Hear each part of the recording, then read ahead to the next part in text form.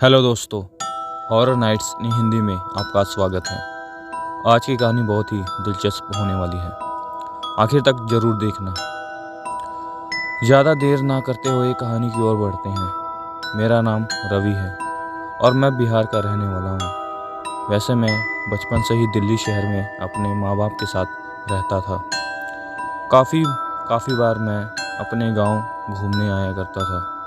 गांव में मेरे दादा दादी मुझे काफ़ी भूतिया कहानी सुनाया करते थे, जिससे मैं बहुत ही डर जाया करता था। लेकिन कहानी सुनकर बहुत ही मुझे मज़ा आता था। गांव में लोग सुबह जल्दी उठते हैं और रात को समय सर जल्दी ही सो जाया करते हैं। गांव जैसे शांति कहीं और नहीं मिलती है। लेकिन जब मेरी पढ़ाई पूरी हो चुकी थी, तब ये बात उन दिनों की है, जब मेरी पढ़ाई पूरी हो चुकी थी, तब मैंने सोचा कि अपने गांव घूम के आ जाऊं। काफ़ी साल बीत चुके थे कि मैं गांव नहीं गया था। अब मैं काफ़ी बड़ा हो चुका था। मैंने घर में पापा से कहा कि मैं गांव घूमने जाना चाहता हूं। उन्होंने बोला ठीक है बेटा। एक हफ्ते बाद ही मेरी ट्रेन थी। मैंने सब तैयारी कर ली थी, सब पैकिंग वैकिंग सब कर लिया था। अब मैं गांव जाने के लिए बहुत ही बेचैन था। मैं गांव जाने के लिए बहुत ही बेसब्री से इंतज़ार कर रहा था, उसके बाद कि कल गांव जाना था। रात की ट्रेन 10 बजे की थी। मैं रात को 9 बजे ही पहुंच गया था। 1 घंटे के बाद ट्रेन आई। मैं अपने बोगी नंबर पर, अपनी सीट पर 4 नंबर पर जाकर बैठ गया। अपना सारा सामान भी रख लिया। ट्रेन का सफ़र तो काफ़ी अच्छे से बीत गया था। अगले दिन मैं सुबह 11 बजे बिहार के रेलवे स्टेशन पहुंच गया। रेलवे स्टेशन पर मेरे चाचा और मेरा भाई मुझे लेने के लिए आए। मैं उनसे मिलकर बहुत ही खुश हुआ। उसके बाद गाड़ी में बैठकर गांव की तरफ निकल पड़े। करीब 2 घंटे बाद मैं अपने गांव पहुंच गया। मैं अपने दादा दादी से मिलकर बहुत ही खुश हुआ। सभी लोग से मिला। सबके लिए मैंने कपड़े दिए और छोटी बहन के लिए मिठाई और खिलौने लेके आया था। उस दिन मैं घर पर ही रेस्ट किया। काफ़ी मैं थक चुका था। अगले दिन मैं सुबह अपने भाई के साथ घूमने गया। नदी में हम नहाने गए थे। मेले में घूमे। घर आते आते शाम हो गई। रात को मैं दादी से कहानी सुन रहा था। बचपन की याद आ गई। अगले दिन मैं खेत में घूमने गया था। मैंने देखा कि हमारे खेत के कुछ ही दूरी पर जो एक शमशान घाट है, जहाँ पर कुछ लोग एक मुर्दे को जलाने के लिए लेके आए थे। मैं दूर खड़ा ये सब देख रहा था। मुर्दे को जलाकर जब वो लोग चले गए, तो मैं वहीं खड़ा हुआ था। थोड़ी हवा चल रही थी, जिसकी वजह से वहाँ की जल रही मुर्दे की राख उड़कर मेरे ऊपर गिरी। मैंने साफ किया। शाम होने वाली थी, इसलिए मैं जल्दी ही घर की तरफ चलने लगा। रास्ते में मुझे ऐसा लग रहा था कि जैसे कोई मेरे पीछे चल रहा है। अंधेरा अंधेरा भी होने वाला था, इसलिए मैं जल्दी चलने लगा।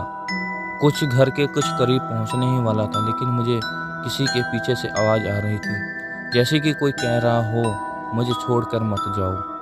मैं चलते चलते अपने गांव तक पहुंच गया। मैंने पीछे मुड़कर देखा तो अंधेरे में कुछ भी दिखाई नहीं दे रहा था। मैं अपने घर पहुंच के हाथ मुंह धोकर घर के अंदर चला गया। खाना खाया, फिर अपने कमरे में सोने के लिए चला गया था। करीब आधी रात को मुझे ऐसा लगा जैसे कि मेरे ऊपर कोई बैठा है। मेरे शरीर बहुत ही भारी लग रहा था। सुबह हुई तो मुझे काफ़ी तेज़ बुखार हो रहा था, तो मेरे चाचा मुझे डॉक्टर के पास ले गए। डॉक्टर से दवाई लेके घर वापस आ गई। उस दिन मैं कहीं भी बाहर नहीं जा पाया। 1 से 2 दिन बीत गए। मैं अपने घर पर ही रहता था, लेकिन मेरा बुखार ठीक नहीं हो रहा था। मुझे भी समझ नहीं आ रहा था कि बुखार क्यों नहीं ठीक हो रहा है। मेरी तबीयत अब काफ़ी ख़राब हो चुकी थी। मुझे हर रोज़ रात को किसी की आवाज़ आती थी, जैसे कोई मुझे बुला रहा है, कह रहा हो कि मुझे छोड़कर मत जाओ। मुझे अब डरावने सपने भी आने लगे थे। एक दिन रात को लाइट नहीं थी तो कमरे में काफ़ी अंधेरा था। मुझे रात को मैंने देखा कि कमरे में एक अजीब सी दिखाई देने वाली औरत खड़ी है जो मुझसे बोल रही थी कि मुझे छोड़कर मत जाओ। मैंने कहा कि तुम कौन हो, मुझे क्यों परेशान कर रहे हो। मैं ये कहते बहुत ज़्यादा डर गया और मेरे मुंह से आवाज़ नहीं निकल रही थी। मुझे पसीना छूटने लगा काफ़ी डर के मारे। मैंने कहा कि मैं तुम्हें नहीं जानता हूँ, मैंने तुम्हारा क्या बिगाड़ा है। उस औरत ने मुझसे कहा कि मेरे घर के सभी लोग मुझे छोड़कर चले गए, लेकिन तुम वहीं मेरे साथ थे, इसलिए अब मैं तुम्हारे साथ रहना चाहती हूँ। मैंने तुम्हें अपने साथ अपनी दुनिया में ले जाना चाहती हूँ। मैं काफ़ी डर गया। मैं अपने कमरे से बाहर की तरफ भागा और चिल्लाने लगा। चाचा चाची सब, मेरे दादा दादी सब कोई जल्दी से उठ गए। मुझसे पूछने लगे कि क्या हुआ, तुम इतने घबराए हुए क्यों हो। मैंने कहा कि मैंने अपने कमरे में देखा कि एक औरत है जो कि बहुत ही भयानक है और मुझे अपने साथ अपनी दुनिया में ले जाना चाहती है। मैंने कोई भूत देखा। घर में सभी लोग हंसने लगे कि क्या बोल रहा है, तुमने कोई डरावना सपना देखा होगा, इसलिए कहते हैं भूतिया फिल्म कम देखा करो, इसलिए तुम घबरा गए हो। उस रात मैं अपने भाई के रूम में ही सोया था, लेकिन वहाँ भी मुझे कुछ अजीब सी आवाज़ सुनाई दे रही थी, इसलिए मैं बार बार उठ जा रहा था।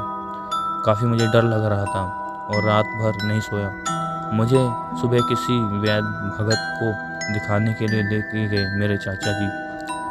वहाँ जाकर भगत ने बताया कि मेरे पीछे एक औरत का प्रेत लगा है जिसकी मौत हाल ही में हुई है, और जब उसकी चिता जल रही थी तब ये लड़का वहीं खड़ा हुआ ये सब देख रहा था।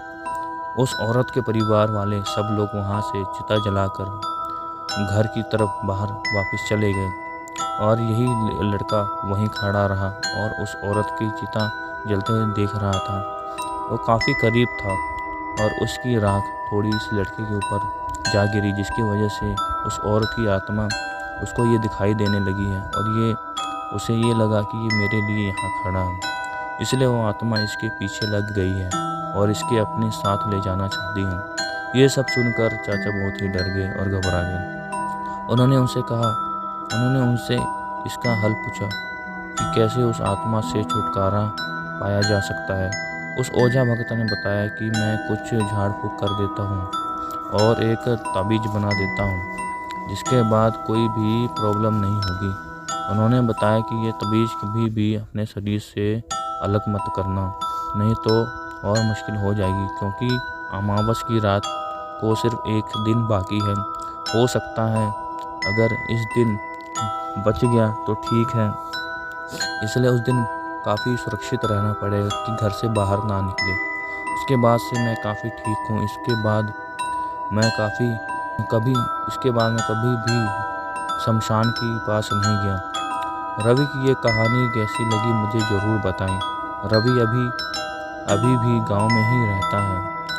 इस घटना को 16 साल हो चुके हैं। अगर ये कहानी अच्छी लगी तो मेरे वीडियो को लाइक करें, मेरे चैनल को सब्सक्राइब करें। मिलता हूँ एक और ऐसी ही भूतिया कहानी के साथ। तब तक के लिए नमस्कार।